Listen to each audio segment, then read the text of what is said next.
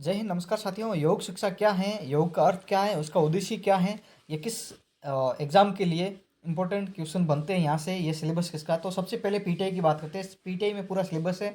और बात करते हैं DYS, diploma in yoga science, जो यदि कोटा ओपन से, जेएनयू से आदि आप कहीं से कर रहे हैं तो उसमें, और जो बीपीएड के फर्स्ट सेमेस्टर में भी योग शिक्षा दी हुई है, और जिसकी यदि आपका योगा सब्जेक्ट है तो भी आप इसको पढ़ सकते हैं।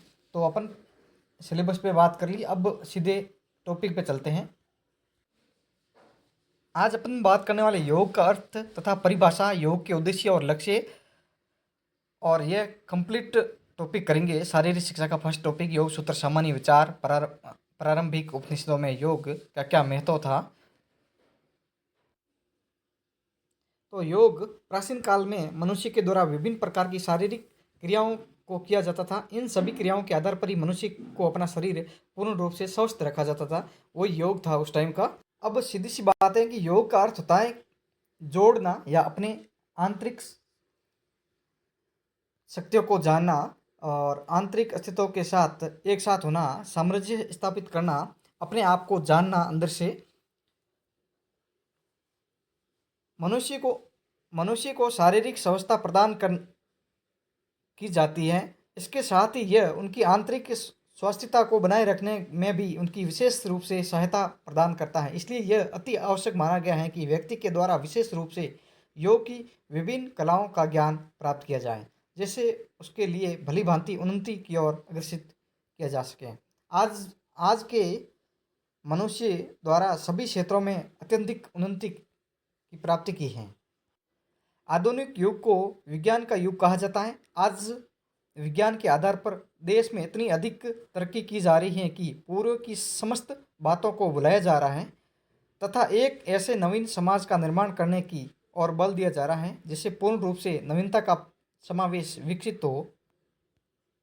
अब अपन देखते हैं योग का अर्थ है। योग का शाब्दिक अर्थ बैल के कंधों पर रखा जाने वाला योग माना जाता है, जिसका शाब्दिक अर्थ है ब्रह्मांड की शक्ति माना जाता है। ईश्वर के साथ जिस समय व्यक्ति के द्वारा गठबंधन को व्यक्त किया जाता है, उस समय उसके द्वारा विशेष रूप से योग की विभिन्न क्रियाओं के प्रति अग्रसित हुआ जा सकता है। योग शब्द को संस्कृत के युज से मान लिया गया है, जिसका अर्थ है गठबंधन या जोड़ना माना जाता है। यह देखा जाता है कि योग के द्वारा मनुष्य को ईश्वर के साथ जोड़ने का कार्य किया जाता है, जिससे मनुष्य के द्वारा भली भांति उन्नति की ओर अग्रसित हुआ जा सकता है। यह उसके समक्ष उपस्थित होने वाले सभी प्रकार की समस्याओं का निराकरण करने में भी विशेष रूप से लाभदायक माना जाता है। यही कारण है कि आज योग की ओर विशेष रूप से बल दिया जा रहा है। यह व्यक्ति के जीवन को संपूर्णतः प्रदान करने में विशेष रूप से लाभदायक माना जाता है। मनुष्य के शरीर, मन तथा इच्छा के द्वारा ही मनुष्य के द्वारा विभिन्न प्रकार की क्रियाओं को किया जाता है, परंतु यह देखा जाता है कि जब तक मनुष्य के द्वारा इन सभी में आपसी सामंजस्य स्थापित नहीं किया जा सकता है, तब तक वह भली भांति इन सभी प्रकार की क्रियाओं को नहीं कर पाता। इसलिए इनके द्वारा स्थापित किया जाने वाला सामंजस्य इनकी उन्नति हेतु लाभदायक माना जाता है। योग भारतवर्ष में व्यायाम की प्राचीन पद्धति तथा विधि रही है, जिसे आज के आधुनिक युग में न तो केवल भारत में अपितु पूरे विश्व में अन्य विकसित राष्ट्रों में भी अपनाया जा रहा है। योग को हर देश में आज हो रहा है। आजकल ये व्यायाम देश विदेश में लोकप्रिय हो रहे हैं। इसका कारण इसकी उपयोगिता है। योग आत्मा को परमात्मा से मिलाने का महत्वपूर्ण साधन है। इस मधुर मिलन का माध्यम शरीर है। शक्तिशाली शरीर द्वारा ही परमात्मा के दर्शन हो सकते हैं, क्योंकि योग शरीर को शक्तिशाली बनाता है, इसलिए वह आत्मा को भी परमात्मा से मिलाने का महत्वपूर्ण साधन है। ईश्वर अलौकिक गुण, कर्म तथा स्वभाव वाला विद्या युक्त है। यह आकाश के समान व्यापक है। जीव सत्य तथा चित्त हैं, अर्थात इसका अस्तित्व है, तथा इसमें चेतन तत्व हैं। मनुष्य कर्म करने के लिए स्वतंत्र है। योग शब्द संस्कृत भाषा के शब्द युज से लिया गया है, जिसका अर्थ है संयोग या मिलाप है। इसलिए शरीर तथा मन के संयोग को योग कहते हैं। योग मनुष्य के गुणों, ताकतों या शक्तियों का पारस्परिक मिलाप है। इसके द्वारा मनुष्य में छुपी हुई ताकतों का विकास किया जा सकता है। योग द्वारा मनुष्य को पूर्ण आत्मविश्वास होता है। योग शब्द प्राचीन काल से प्रचलित है।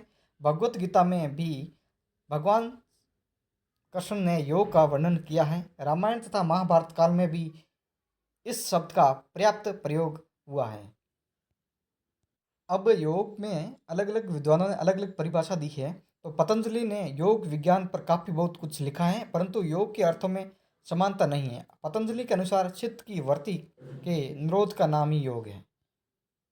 कठोपनिषद ने कौन सी परिभाषा दी? योग का अर्थ शरीर, मन, इच्छा, विचार की सभी शक्तियों का गठबंधनी जो की परिकल्पना है। इसका अर्थ है आत्मा का ठहराव, जिसके द्वारा हम जीवन के सभी पक्षों को एक जैसा देख पाते हैं। कई एग्जाम में अलग अलग परिभाषा पूछी जाती है, तो ये परिभाषाएं आपको याद रखनी होगी। मनुष्य तथा प्रकृति के पार्थों को स्थापित कर व्यक्ति के स्वरूप में अव्यवस्थित हो होना ही योग कहलाता है। ये सांख्य दर्शन की परिभाषा है। दुख सुख, शत्रु मित्र तथा लाभ हानि आदि द्वंद्वों में सब समभाव रखने को ही योग कहा जाता है। ये भगवत गीता में लिखी हुई है। वह साधन जिसकी सहायता से मनुष्य ईश्वर के साथ मिल जाता है योग कहलाता है। विष्णु पुराण में यह योग की परिभाषा दी गई है। वह सभी व्यवहार जो एक मनुष्य को मोक्ष के साथ जोड़ते हैं योग कहलाते हैं। आचार्य हरिभद्र ने ये योग की परिभाषा दी है। कुशल चित्त की एकाग्रता ही योग कहा जाता है। ये बौद्ध में दी गई है। अब बात करने वाले हैं योग का महत्व। योग शरीर को शक्तिशाली बनाता है। योग व्यक्ति को सुयोग्य, गुणी तथा आरोग्य बनाता है। ये हमारे शरीर में शक्ति उत्पन्न करता है। योग केवल रोगी व्यक्तियों के लिए नहीं है, बाकी हर कोई योग को अपना सकता है। स्वस्थ व्यक्ति भी इसके अभ्यास से लाभ उठा सकते हैं। विशेष रूप से 40 साल के ऊपर वाले व्यक्तियों के लिए योगाभ्यास अत्यंत उपयोगी है। योगाभ्यास द्वारा शरीर के सारे अंग अच्छी प्रकार से काम करने लग पड़ते हैं। योगाभ्यास द्वारा मांसपेशियां मजबूत होती हैं, मानसिक संतुलन बढ़ता है। योग का महत्व इस बात से भी है कि देश विदेशों में भी इसकी लोकप्रियता बढ़ रही है। देश विदेश के डॉक्टरों तथा शारीरिक शिक्षा के अध्यापकों ने इसकी बहुत प्रशंसा की है। तो अपन बात करना बुद्धि का तेज होना। योग करने से बुद्धि तेज होती है। प्राणायाम करने से स्वस्थ वायु फेफड़ों में पहुंचती है। प्राणायाम करने वाले व्यक्ति का दिमाग तीव्र काम करने लगता है। शरीर और मन में चुस्ती फुर्ती आ जाती है। शीर्षासन भी बुद्धि को तीव्र करने तथा स्मरण शक्ति को बढ़ाने में, यदि आपको कुछ पढ़ा हुआ याद नहीं रहता है तो भी यह आपको शीर्षासन करना चाहिए, तो आपकी स्मरण शक्ति है वो बढ़ जाएगी। दूसरी है योग मानसिक अनुशासन। यम का पालन करने वाले व्यक्ति अहिंसा का पालन करता है और चोरी नहीं करता। यम और नियम का पालन करने वाला व्यक्ति अपनी आवश्यकताएं, अनुचित इच्छा और मानवीय भावना, सामूहिक विचार आदि पर नियंत्रण रखता है।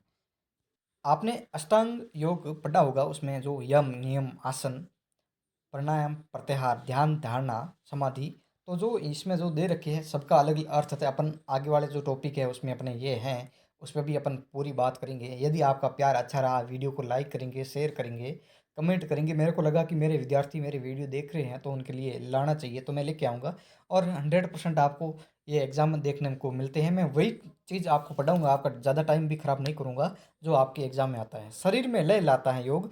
श्वास पर काबू रखने पर सभी क्रियाएं धीरे धीरे करने की आदत पड़ जाती है। शरीर में लय आ जाती है तथा व्यक्ति शारीरिक शक्ति को स्वयं से खर्च कर सकता है। मानसिक संतुलन व खुशी प्राप्त करने का उचित साधन है योग। पद्मासन में जब योगी बैठता है तो चेहरे का नूर उसकी आंतरिक शांति तथा खुशी में प्रकट करता है। योग करने से थकावट दूर करके तरोताज़ा हो सकते हैं। जीवन के झमेलों को पूरा करते हुए यदि आप शारीरिक और मानसिक रूप से थक जाए तो शव आसन करके पुनः तरोताज़ा हो सकते हैं। अपन आगे बात करते हैं रोगों की रोकथाम तथा उपचार। प्राणायाम करने से फेफड़ों के रोग नहीं लगते। मत्स्येदर आसन तथा वक्र आसन से मधुमेह का रोग भी ठीक हो सकता है। अगला जो है योग का शरीर को अच्छी स्थिति में रखना, ये अच्छे व्यक्तित्व का गुण है। विक्रम आसन करने से घुटने आपस में नहीं टकराते हैं। पद्म आसन करने से न तो कंधे में कुबड़ पड़ता है, न ही पेट आगे की ओर लटकता है। योग शारीरिक अंगों की मजबूती और उनकी लचक लाना। योग द्वारा शारीरिक अंग सुदृढ़ होते हैं तथा आसनों द्वारा जोड़ों तथा हड्डियों का विकास भी होता है। रक्तचाप तीव्र हो जाता है। धनुरासन तथा हलासन रीढ़ की लचक बढ़ाने में सहायक होते हैं, जिससे मनुष्य में शीघ्र ही बुढ़ापा नहीं आता। मयूर आसन से कलाई मजबूत होती है। इस प्रकार की क्रियाएं करने से शरीर में मजबूती तथा अंगों में लचक आती है। शरीर की आंतरिक सफाई। योगाभ्यास करने से शरीर स्वस्थ रहता है एवं इसकी सफाई हो जाती है। जैसे कि धोती क्रिया से आमाशय की सफाई होती है और बिस्ती क्रिया करने से आंतड़ियाँ साफ होती हैं और प्रत्याहार की दृढ़ता बढ़ती है। मनुष्य की शारीरिक तथा मानसिक मूलभूत शक्तियों का विकास।